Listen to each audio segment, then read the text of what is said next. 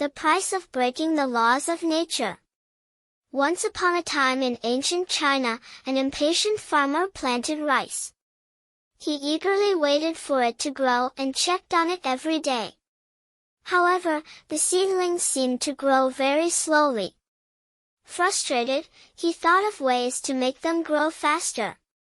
Eventually, he got an idea. He went to the field and started pulling the seedlings up, thinking it would make them taller. Excitedly, he shared his idea with his son. However, when his son checked, he discovered that all the seedlings had died. Moral: things have their own natural course.